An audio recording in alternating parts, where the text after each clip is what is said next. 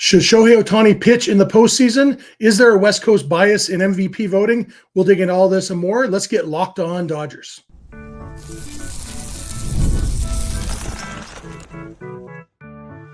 You are Locked On Dodgers, your daily Los Angeles Dodgers podcast. Part of the Locked On Podcast Network, your team every day.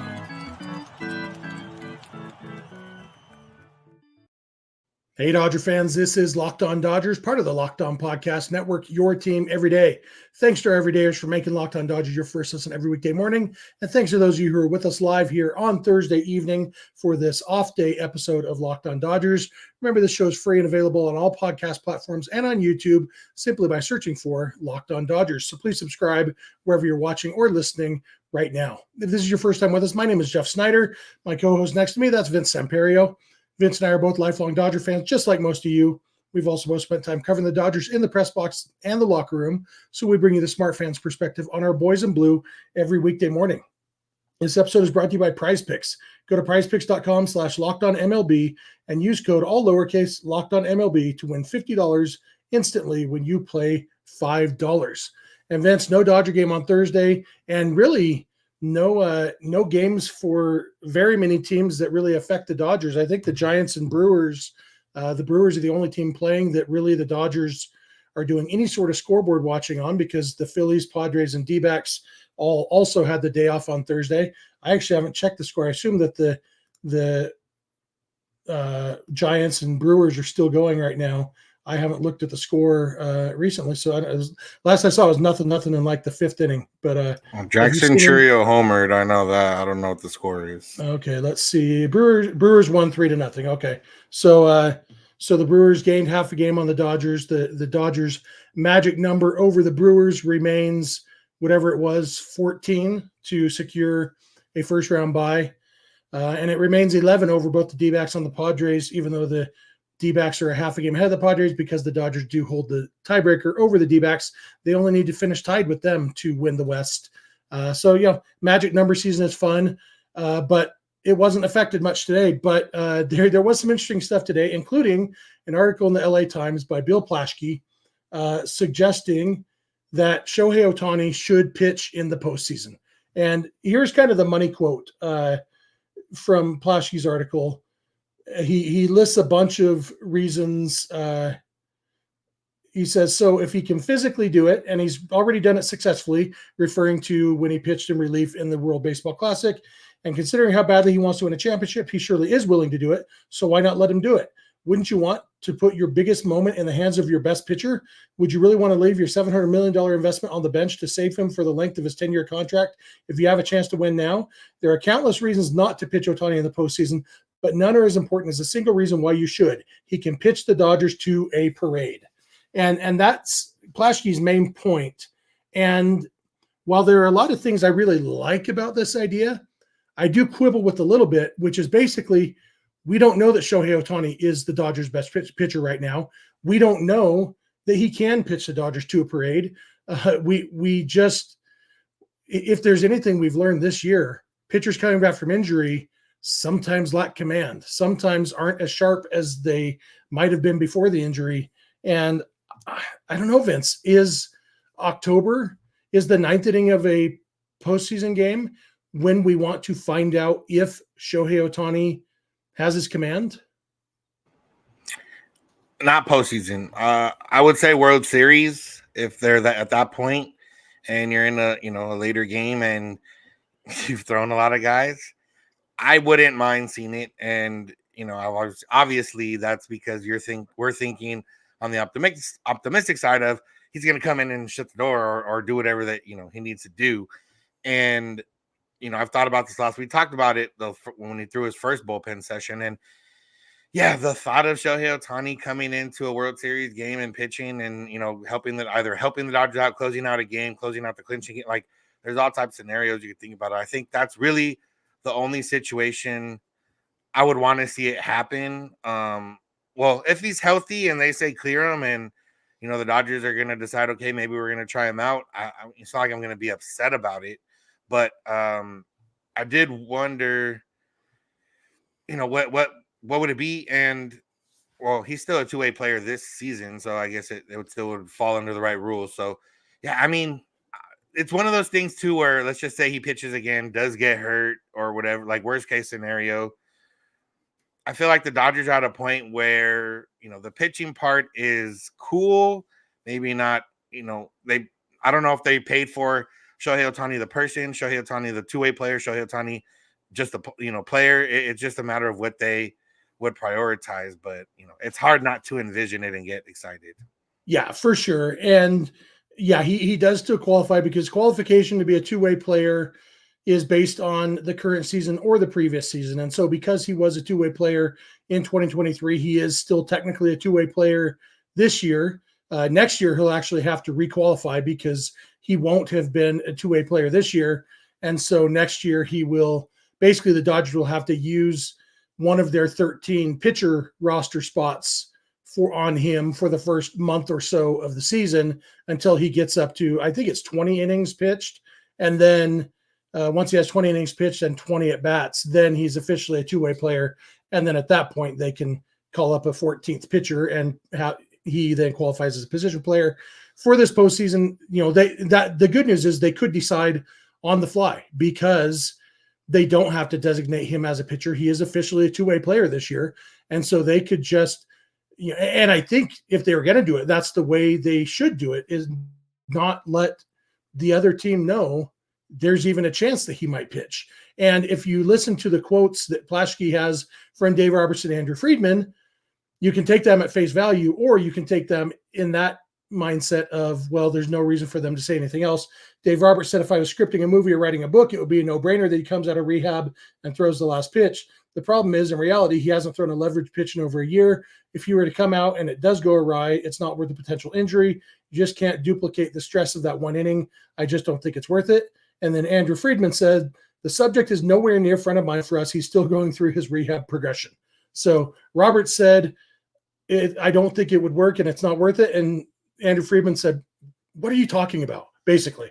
But you know what? Like I said, if we want to put on at least minor tinfoil hats, yeah, if I was thinking about having Shohei Ohtani pitch in the postseason, I would absolutely say I'm not even thinking about having Shohei Ohtani pitch in the postseason. Yeah, the realistic part of this is we don't know. We know that he's come back or come out, his arms healthy from every time he's thrown and every bullpen he's thrown. We don't have access to the numbers. The glove pops. Like I saw his live bullpen session the other day, but that catcher's glove that whoever uses, it's been popping since the beginning of the season when he wasn't even throwing, probably 50, 60%. So it's just a matter of the glove. So, I don't know where the velocity's at, where he's at. I know, one thing for Ohtani, like he's very into mechanics and, he, even after some of those bullpen throws right now, like if he felt the mechanics a little bit off, you could see him working on certain things, little things here and there. So I imagine that Shohei Ohtani is pitching with, or is working with the idea that, hey, if the Dodgers may need me in a spot in the postseason, I would be ready to go. Whether that's, something they've communicated to him or just him as a competitor, as a guy. But I totally 100% believe that he's having that intent in the back of his head, if not the front of his head. Yeah, for sure. And there's no reason not for him to prepare that way, as if that's the case. Plaschke's article ends with, kind of some more arguments against it, but then he counters. He says, indeed, any Ohtani mound appearance would come out under the greatest of pressure with the least of preparation, thrusting him in a position to spectacularly fail. But he has one thing going in his favor. He's Shohei Ohtani. Truly, baseball crypts are filled with the dead arms of pitchers who are asked to compete in the postseason outside their comfort zone, but he has something they don't. He's Shohei Ohtani. Any argument against using their baseball unicorn in relief can be countered by those same three words, a phrase which this summer has come to symbolize magic and majesty and moonstruck possibility. He's Shohei Ohtani. He can do anything. He can do this. For me, he's Shohei Ohtani also has at least some ring of he's the guy who's had 2 Tommy John surgeries in 7 years in the big leagues. That if there's one thing we know about Shohei Ohtani's right arm, it's that it is very mortal. Yeah. And again, it's one of those things where let's just say they offered you Shohei has to get surgery again, but he pitches I don't know if you want to go straight to closing. Well, let's just say he pitches the closing. He closes out the World Series. The Dodgers won the World Series. But he's on the shelf pitching wise again. I think anyone takes that at this point right now. Yeah, my concern would be how long is his bat on the shelf because of the pitching injury? Because this year he was barely ready for opening day after surgery in September of last year. If he has, or maybe even in August, I know he stopped playing in August. I think he had the surgery in August, and he was barely ready for opening day this year. If he has surgery in November this year, if he was to blow out his arm again, maybe we miss half a season of Shohei Ohtani's bat next year. Is that where for me, that's like, I'd be okay if Ohtani decided not to pitch ever again and just said, I am now an outfielder and the best hitter in baseball. You know what? Great. But I just worry about how any pitching injury could affect having his bat available. If it's half a season and he doesn't pitch next year and it's a World Series guaranteed, I'd take that deal right now. But that's me, not Shohei Ohtani's arm. So yeah. And yeah, if anything, guaranteed a World Series, that's for sure. But one thing we've learned as Dodger fans that nothing guarantees a World Series. Some Mets fans believe that there is a West Coast bias, specifically one Met fan named Jon Heyman, who is also a national baseball writer, and he believes there's a West Coast bias that makes it more likely Shohei Ohtani will win the National League MVP award. We're going to dig into that when we come back. So thanks for making Locked On Dodgers your first listen every weekday morning, and please keep it Locked On Dodgers. This episode is brought to you by Tonal. For those of us who thrive on getting stuff done, including workouts, every minute counts. That's why you need Tonal, the smart strength training system that takes the guesswork out of working out so you can make sure you're making the most of every rep. Tonal is the world's smartest and most effective strength training system that helps get you stronger. Powered by AI, Tonal learns with every rep so it can deliver workouts personalized just for you. Tonal learns from your movement and provides suggested weight recommendations for every move with detailed progress reports. They even create personalized program and workout suggestions or recommendations based on your individual goals. It's just like having a personal trainer at home with you, as Tonal will optimize every workout just for you. And unlike traditional gym equipment, Tonal uses adaptive digital weight to advance your training techniques. From professional athletes to the mom of three, Tonal is trusted by thousands who have become their strongest. Right now, Tonal is offering our listeners $200 off your Tonal purchase with promo code LOCKEDONMLB.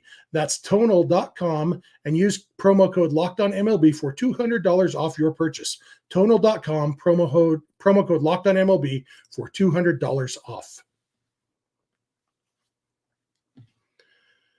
We are back. Thank you for making Locked On Dodgers your first listen every weekday morning. Thanks for those of you who are everydayers. If you're not an everydayer, it's easy to become one. Just watch or listen every weekday morning, and you can take that slowly, add 1 or 2 days a week to your rotation. Eventually, you'll be an everydayer. That's a lot of fun. Thank you again if you're live with us here on Thursday evening. It's time that we would be watching a Dodger game together. Instead, we are talking Dodgers together. Also, be sure to check out Locked On Sports Today and Locked On Sports Los Angeles on YouTube. Locked On Sports LA is where you can find the Locked On Dodgers postcast, hosted by Pete Fox after most Dodger games. For your second listen today, check out Locked On MLB, wherever you get podcasts, hosted by Paul Francis Sullivan, a.k.a. Sully, covering all of Major League Baseball.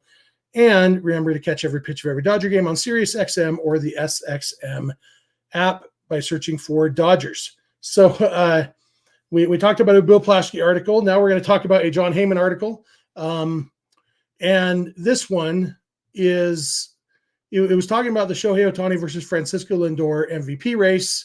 And the interesting quote here, I'm just going to read a little part from this. Heyman was talking about a few of the reasons why Ohtani is likely to win the MVP, because he's a bigger name, because he's going to get 50-50. He has a bigger contract. And then he says, and frankly, Ohtani will likely win because the East Coast bias is a figment of someone's jealous imagination. Yes, totally fake news. East Coast bias is so weak that, if anything, it's turned around. Yes, there just might be a West Coast bias. Just check the history. Oh, I will, John. Since the Mets came to be, 6 Los Angeles Dodgers won MVP, 7 Angels, 7 A's, and 10 San Francisco Giants. Counting Padres 1 and Mariners 2, that's 33 West Coast players. Amazingly, even ridiculously, not one of the 63 NL MVPs since the Mets started playing was a Met. When Carlos Beltran had a WAR of 8.2, he is recalled mostly for watching one strike go by in that 2006 year. He finished 4th. Meantime, Ryan Howard with a 5.2 WAR won the MVP. A year later, David Wright posted an 8.3 WAR, but those Mets were remembered more for blowing a 7-game lead with 17 games to go. The MVP went to Jimmy Rollins, who predicted the Phillies title and Mets demise, but had a 6.1 WAR. There's more that he keeps going. I thought it was interesting, Vince, and tell me if you think this is interesting, that the two examples that he gives of the West Coast bias were when a Philly won over a Met. And even more interesting is that in both of those years, the guy who actually deserved it was Albert Pujols, who was better than the Philly who won it and the Met who Heyman thinks should have won it. Albert Pujols had a better year than all of those guys in both of those seasons. And so realistically, it seems to me like, if anything, this is a case of East Coast bias with a Philly winning over a guy from the Midwest, don't you think? Not to push back on that argument, but it does look like he separated the thought of West Coast bias by saying all the Dodgers, Giants, Angels that have won it, and then goes into it. And also the Mets have never won it. So I think that was more about the Mets. But either way, like,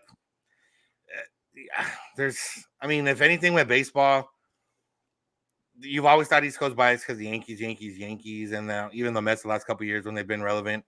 But now it's more of a player, like it's player focused. Like if Shohei Ohtani would have went to the East Coast, he would have been getting the same attention he did if he stayed with if he stayed with the Angels, if he went to the or maybe not with the Angels, but if now he's with the Dodgers, like it depends on the team and the player with him specifically. But yeah, just because there are things that are common, like hey, a lot of West Coast players have won the MVP. Hey, no Mets have ever won the MVP. That doesn't make up a whole argument to there's West Coast bias or no East Coast bias. It might just be that the Mets haven't had, or they have had standout players, but they also haven't had standout players that stood out more or had teams that were not as good or whatever the case. Like voting back then wasn't. I mean, even voting now is not strictly WAR, but back then even less so in those years, even though it wasn't that long ago. Like you've talked about the Phillies or specifically Ryan Howard's year multiple times on this podcast of him not deserving that MVP anyways. Yeah. Ryan Howard, I think we'd all agree Ryan Howard never should have won MVP. Ryan Howard was the third best member of the Phillies infield when he won the MVP. But yeah, I mean, you can't just throw out raw numbers like that. Oh, look how many Angels won it. Okay, those Angels were named Mike freaking Trout and Shohei freaking Ohtani. Tell me that they didn't deserve it. Tell me that was West Coast bias. Look how many Giants won it. It was Barry Bonds. He later in the article, he complains that Bernard Gilkey didn't get enough consideration in 1996. Guess what? Barry Bonds should have won it that year. He lost it. Ken Kennedy, yeah. Voters looked at, does your team make the postseason, and did you have a lot of RBIs back then? Maybe the Mets should have made the postseason more often. Like, it's not an anti-Mets bias. It's not a West Coast bias. Yeah, MVP voting over the years has been kind of lousy, and it has favored teams that make the postseason, which I absolutely believe it should not. I think an individual award should be based on individual play, not team play. But it's not an anti-Mets thing. It's not a West Coast thing.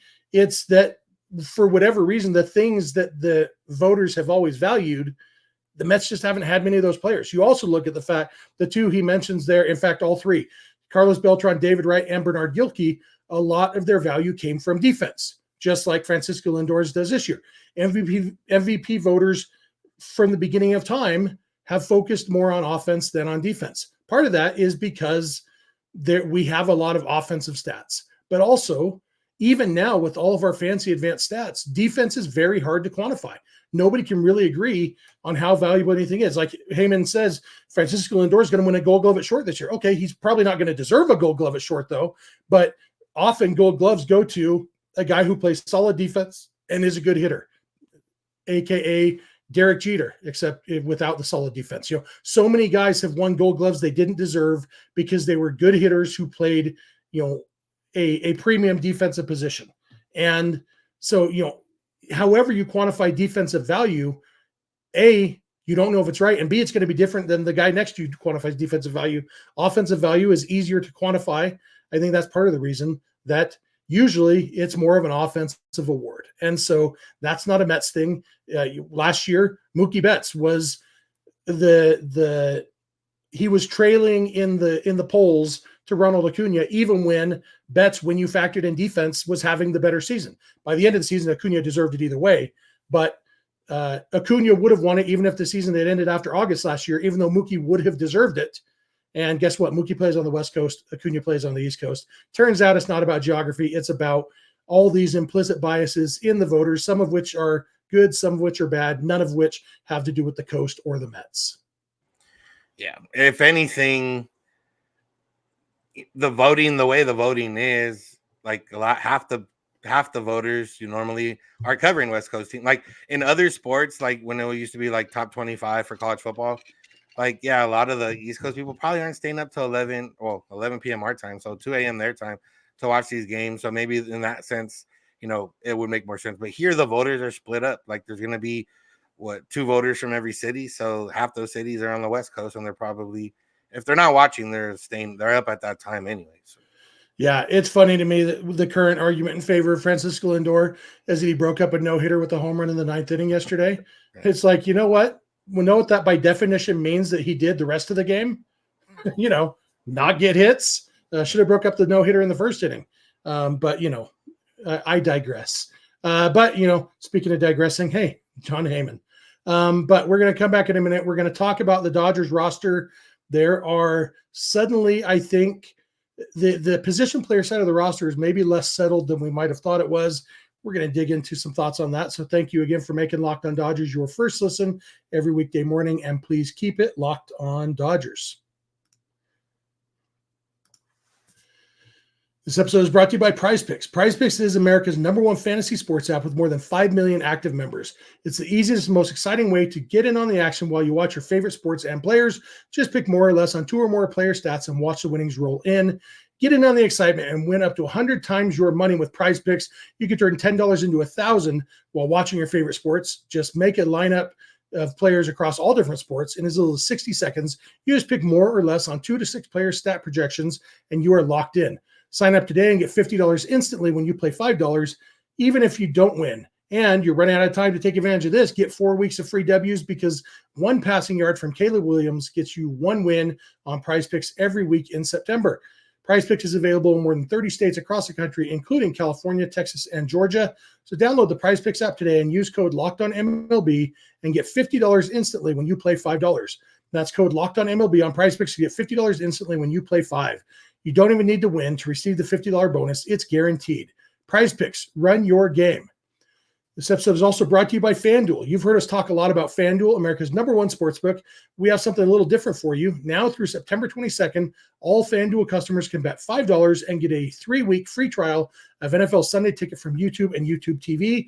Then with the YouTube TV base plan, you'll be able to watch every regular season Sunday afternoon out-of-market game. All you need is a Google account and a current form of payment, and you can cancel anytime. Again, all you have to do is make a $5 bet. You don't have to win your bet. So you could I was looking at on FanDuel, you can guess who's going to be in the World Series. There's really good odds on that because it's hard to be right. If you think the Dodgers and Yankees are meeting up in the World Series, that's the favored the most favorite match on FanDuel. Even that though is plus 600. You bet $5 on that. If the Dodgers and Yankees make the World Series, you just made $30. Boom. And if that's not enough, be sure to check out FanDuel's Profit Boost in the app and use it for FanDuel's Double Your Winnings for all of Sunday, September 15th, pregame moneyline bets. Profit Boost will be live starting today, September 12th. View your account page now to learn more about your boost. Just visit FanDuel.com to download America's #1 sports book. Hey, we're back. Thanks again for making Locked On Dodgers your first listen every weekday morning. Thanks to our everydayers. Thanks to those of you live with us. A good crowd here tonight on the off day. I guess you guys wanted your Dodger content. It's, sometimes you like an off day. Sometimes you hate an off day. This one, I'm kind of in between, Vince. I didn't feel like the Dodgers needed this off day, but it wasn't totally unwelcome. When we get to September, off days are always welcome at this point, just because we're getting, at least, especially when the Dodgers, I guess they're still playing for stuff, but normally at this point, we're just kind of waiting for October to get here. So, yeah, it'll be interesting to see. They do play the Braves for 4 games this weekend. The Braves have very good pitching. Braves offense has not been very good this year. And so it'll be a good test to see if the Dodgers hitting can show up against good pitching. Chris Sale, I think, pitches on Saturday. I think that's when Sale is pitching. Free tomorrow, I think. Is it free? I thought it was Schwellenbach tomorrow. I think Fried's the last day of the series. Yeah. But yeah, Chris Sale is likely to win the National League Cy Young Award this year. He's been having a very good year. The strangest thing is that he's been healthy basically the whole season, which is not very Chris Sale-like at all. But, so yeah, it'll be an interesting series for sure. If the Dodgers do lose a game or two in this series, I expect some gnashing of teeth from fans. But just remember, there's 9 games against the Marlins and Rockies coming up, so it's all going to be okay. But when we start thinking about the Dodgers haven't clinched anything yet, but I think we're safe to think about the postseason roster. And there are things that I thought were true a week ago, that maybe aren't as true anymore. I don't know, Vince, if Kevin Kiermaier is a lock for the postseason roster anymore. I thought his defense and his speed and his bunting ability and all those little things that he brings might be enough. But between the fact that the offense has been like, he just looks like he has no chance of getting a hit a lot of the time at the plate. He definitely is depending on a mistake from the pitcher. And the fact that now that the Dodgers have a competent defensive center fielder in Tommy Edman, it's not comparing Kiermaier to Andy Pages anymore. It's comparing him to Tommy Edman. The defense is less important. I'm starting to wonder, Vince, do you think Kevin Kiermaier is going to be on the postseason roster? Honestly, I don't think so at this point, just for the simple fact of you're not really going to need a late inning replacement. If Andy Pages is playing center field for the Dodgers late in the game, it's because, if he makes postseason roster, is battling the game, it's because he came up in a spot where they would have needed a hitter. And you're hoping that the ball maybe doesn't get hit that way. But when the offense, once Edman came back, once Muncy came back, and Mookie was already back and everything kind of settled in, Kiermaier hasn't really played since then. And, that's because Rojas has continued to play well. Kike and Taylor have been getting their chances. Edman's been playing, a lot of center now. And I think the Dodgers have settled into that, what the lineup's going to be, especially when you get to October. Rojas can play every day when you get to October because you're not going to have to worry about him getting burnt down or anything like that, because you're pure adrenaline and days off are going to get you through whatever you need to get through in the postseason. So for the Dodgers and for the offense, I think it makes more sense to have a hitter off the bench when you do need to call someone up in a tough spot, especially against a left hand. It would suck to lose, let's just say, Gavin Lux. If he, even though he's cooled off a little bit, he's still been a relatively good hitter. It would suck to lose him in the 6th inning of a game. But if you have Andy Pages coming in against a left-handed pitcher in a big situation and he gets a hit, it's a lot easier to stomach that move. And it just sets you up, because if Barnes is your catcher, that takes out one pinch hitter realistically, or a legitimate pinch hitter. And then, you have either Taylor or Kike or both. And then that's still a hit or miss. You're hoping that their postseason success trumps their regular season kind of success. And with Pages too, even through everything he's gone through, he's hit lefties well the entire time.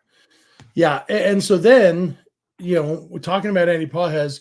You look at kind of Max Muncy seems to be making a case to play every game because he's homered off 2 lefties recently. He's kind of seems to be saying, look at me, I can hit lefties, which is a good thing. Gavin Lux is not hitting lefties yet, and he really isn't getting many opportunities. It definitely seems like he won't get starts against lefties. But when you talk about with Chris Taylor and Kike Hernandez, assuming they both make the roster, do you need Andy Pages at that point? Or do you say, you know what, Pages and Kiermaier, both you are gone, and hey, Dalton Rushing, we're going to leave you in AAA the rest of the season so that you can be getting at bats every day, but you are going to be a left-handed bat off the bench in the postseason for the Dodgers. Do you think that is even a remote possibility? I wouldn't put it past the Dodgers, but to me, if your role, let's just say that is the role they decide, and they're, hey, Dalton Rushing, come up and do it now. Come up and prepare to be a pinch hitter now. The steady at bats I can understand, and for a young player, and the regular season ends. Well, it's only a week not even a full week before this year. So if he did come up towards the end, it would be a little bit tougher. But I feel like if you're planning on doing that, you got to bring him up at least starting in the next next homestand. And if he doesn't play, he doesn't play. But try to find spots for him to pinch hit, because it's one thing to be a good hitter. It's one thing to be good at pinch hitting. And it's one thing to, realistically, when has he probably ever been a pinch hitter? And at the end of the day, like, if you can hit, you can hit. But I guess I kind of balance in my head of, okay, does it matter if they think he can hit, whether he knows how to prepare himself to bat one time in the 6th, 7th, 8th inning, whatever? Or does it matter more to keep getting him at bats and then just call him up and hope that see ball, hit ball works out for a young guy? Yeah, and maybe the balance is just that week, because I think the minor league season ends a week before the regular season, the major league season does. And so, maybe you call him up a few days before the end of the regular season of the minor league season, get him a week and a half in that role.